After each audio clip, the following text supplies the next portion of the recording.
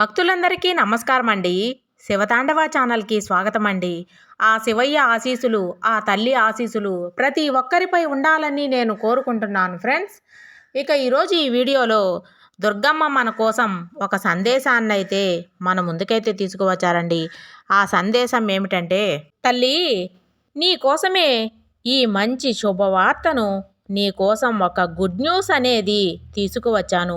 ఇక ఆలస్యం చేయకుండా ఈ అమ్మ మాట ఒక్కసారి విను అని మన కోసం దుర్గమ్మ అమ్మవారు ఒక ఆనందపడే ఒక గుడ్ న్యూస్ అనేది తీసుకువచ్చారండి.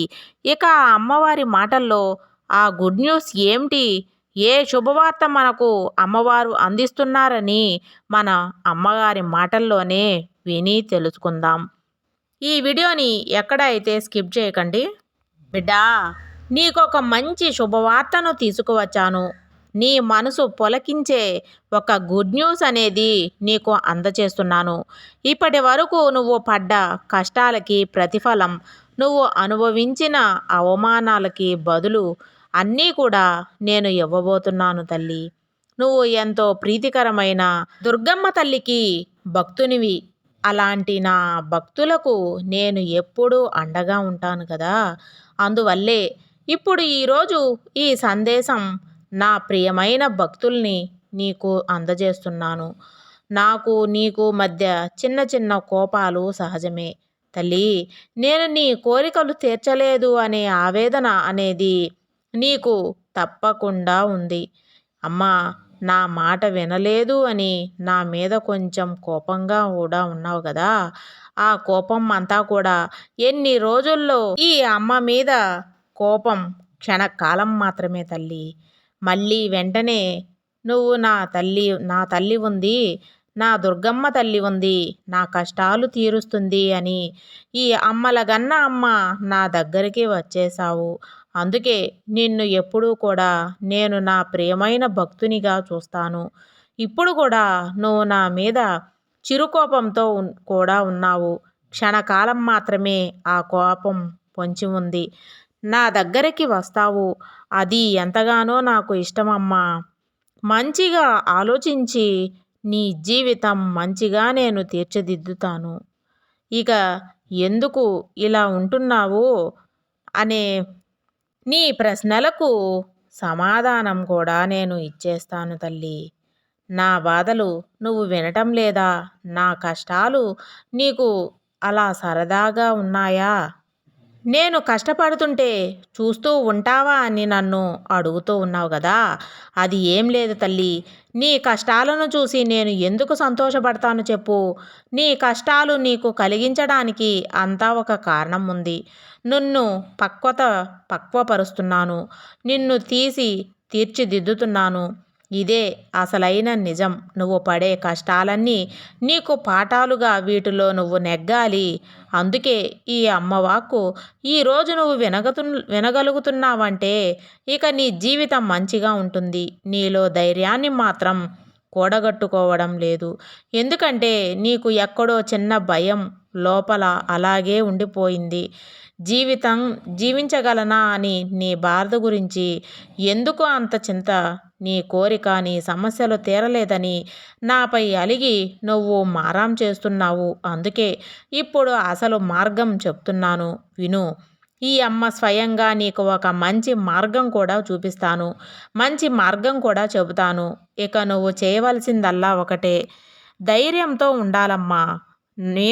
నీ మీద నమ్మకంతో ఉండాలి. అప్పుడే నీకు అంతా మంచి జరుగుతుంది. నువ్వు అనుకున్నట్లుగా జరుగుతుంది. ఎప్పుడూ ఈ తల్లి నీకు రక్షణ కవచంలా, ఈ శక్తి స్వరూపిణి అండగా ఉంటాను. ఈ ఒక్క విషయాన్ని నువ్వు నమ్మితే చాలు బిడ్డా. ఇక నీ కోసం శుభవార్త తీసుకువచ్చానని చెప్పాను కదా! ఆ శుభవార్తని నీ జీవితంలో నుంచి వెలుగు అనేది నింపుతుంది. నీవు ఆ శుభవార్త విని ఎంతో ఆనందంగా మనసు ఉప్పొంగిపోయి ఎగిరి గంతులేస్తుంటే నమ్ము, నీకు నువ్వే సాటి. మనస్తత్వం, చిన్న పిల్లల మనస్తత్వం ఎలా ఉంటుందో తెలుసా కదా! స్వచ్ఛమైన మనస్తత్వం ఈ అమ్మ ఒడిలో పేద తిరుగుతుంది. ఎన్నో కబుర్లు చెప్పుకుంటూ నీకున్న సందేహాలను ఈ దుర్గమ్మ కూడా వివరించి చెబుతూ మంచి విషయాలను తెలియజేస్తూ ఉంటుంది. అసలు నువ్వు ఎప్పుడూ కూడా ఏదో ఒక విషయం నాకు చెబుతూనే ఉంటావు. అది బాధైనా, సంతోషమైనా, విన్నపమైనా అలా చెబుతూ ఉంటావు. నాకు ఎంతో దగ్గరైపోయావమ్మా. అందుకే నువ్వు చేసిన నాకు నచ్చుతుంది. నువ్వు కోప్పడినా కానీ నాకు నచ్చుతుంది తల్లి. ఒక తల్లిగా భావించే కదా నీ కష్టాలు, కోపతాపాలు అన్నీ నాతో పంచుకుంటున్నావు. అది నాకు చాలా ఇష్టంగా ఉంది. అది బాధతో అయినా నువ్వు నాతో పంచుకుంటున్నావు. నీకు సహాయం గనుక నేను కాస్త ఆలస్యమైనా నా మీద అలుగుతున్నావు, కోప్పడ్డావు. వెంటనే నిలదీసి మళ్ళీ కూడా నీరసించిపోతావు. అమ్మ లేదులే, నిన్ను నేను ఎప్పుడూ దూరం చేసుకోను అని నువ్వు మళ్ళీ క్షమాపణ కోరుకుంటావు. చాలా చిన్నపిల్లల మనస్తత్వం తల్లి. అందుకే నాకు ప్రియమైన భక్తునిగా నువ్వు మారావు. చాలా ఆనందంగా, గర్వంగా చెప్తూ ఉన్నావు. బిడ్డా, ఇన్ని కష్టాలు నాకు ఎందుకని నువ్వు చాలాగా నీరసించిపోయి నీ దుర్గమ్మ తల్లి నువ్వు నిలదీస్తూ ఉంటావు గదా! అలా ఉండకు. తిరిగి కూర్చోవద్దు. కాస్త ఆలస్యమైతే నీకు నాపై కోపం రావడం సహజమే. కానీ లోకంలో నువ్వు కొన్ని విషయాలు తెలుసుకోవాలి. ఈ ప్రపంచంలో ఒక బంధం మరొక బంధాన్ని శాశ్వతం కాదు. ఒక మనిషి ఇంకొక మనిషికి శాశ్వతం కాదు.